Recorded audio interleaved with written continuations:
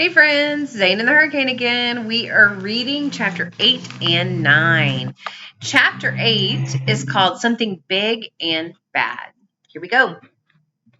A gust slams into the side of the house, rattling the windows. Bandy hunkers down on his tummy, whimpering. Obviously, he's scared of hurricanes.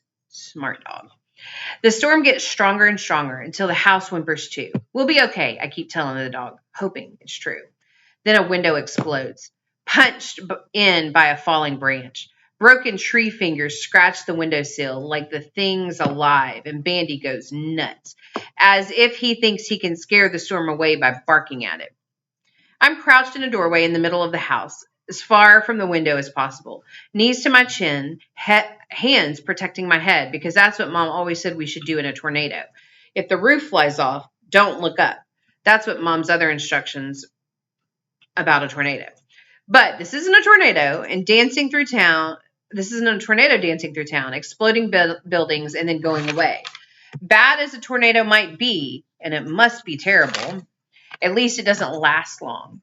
It wrecks the world and then moves on. But the hurricane feels like it's here to stay, and it's getting stronger by the minute. The wind, the wind, the wind. Please stop the wind.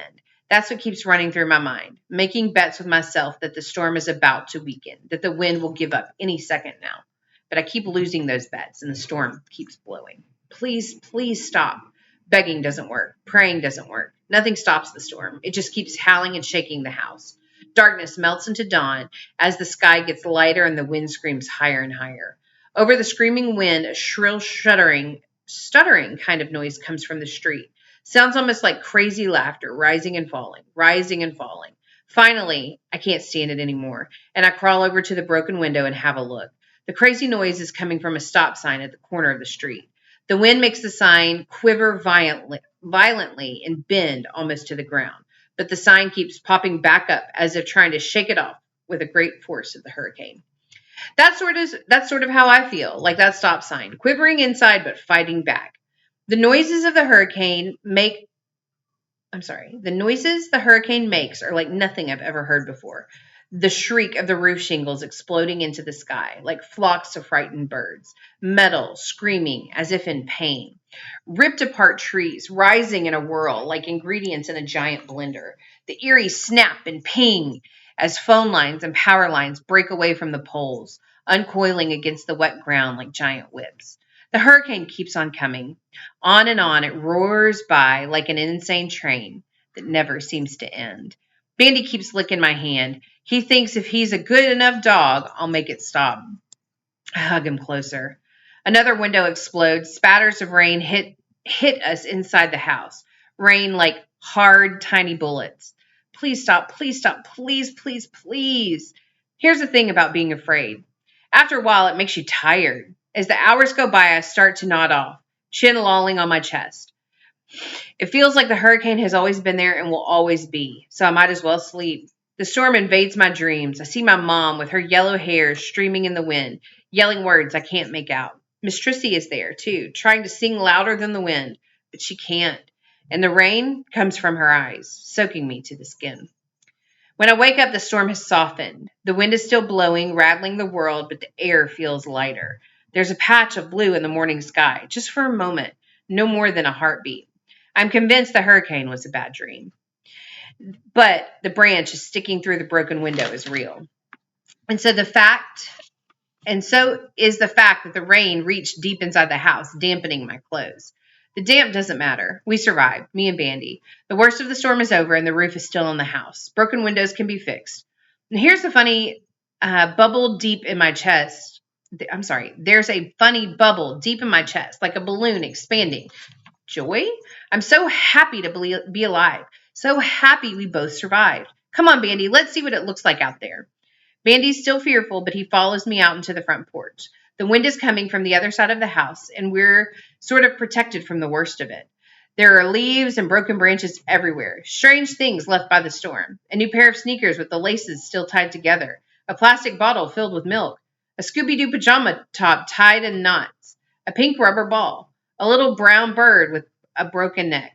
Poor little thing. I'm thinking, poor dead bird.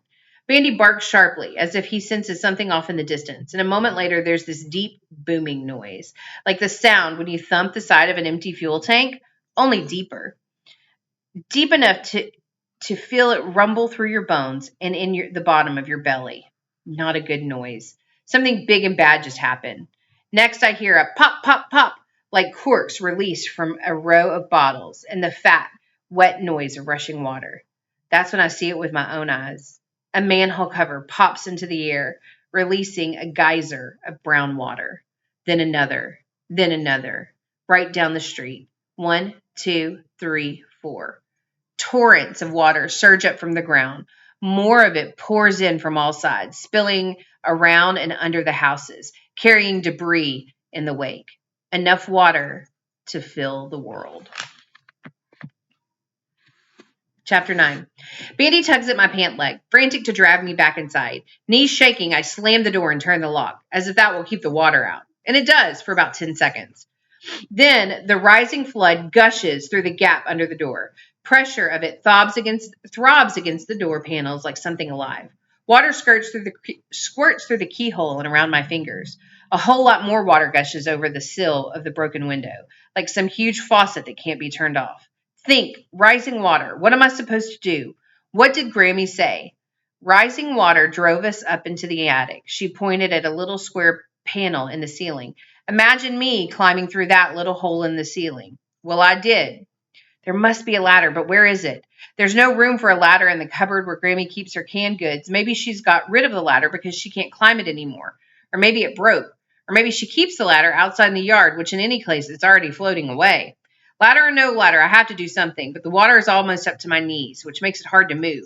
Heart slamming, I slog through the flood, fight my way into the kitchen. Bandy is splashing ahead of me. He leaps onto the kitchen table, wagging his tail. He's discovered something important. And maybe he has. Good idea, boy.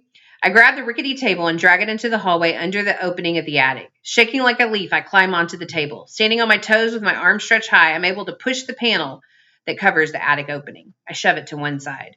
It's black up there and is boiling hot.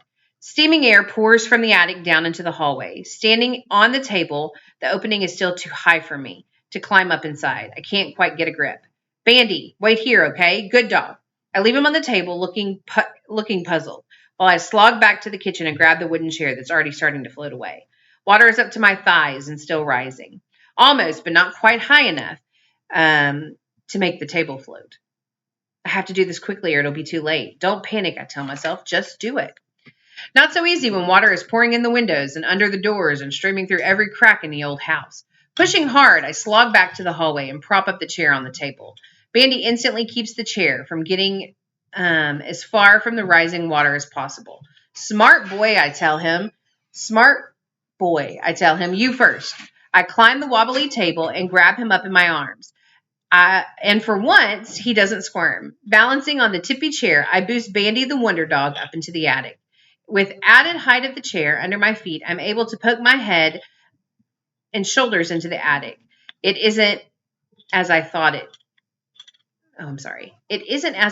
Totally dark up there. A little daylight came through a vent in one end of the building, making me slightly less afraid.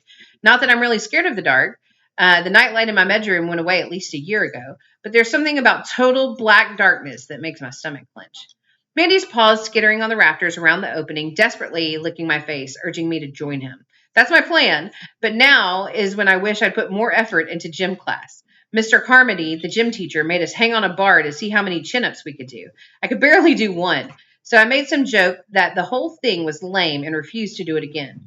Mr. Carmody shrugged and said, "It's up to you, Zane. I can't make you stronger, but you can if you put a little effort into it." Okay, I'm going to have to pause here, but I'll finish up chapter 8 in the next video. Thanks.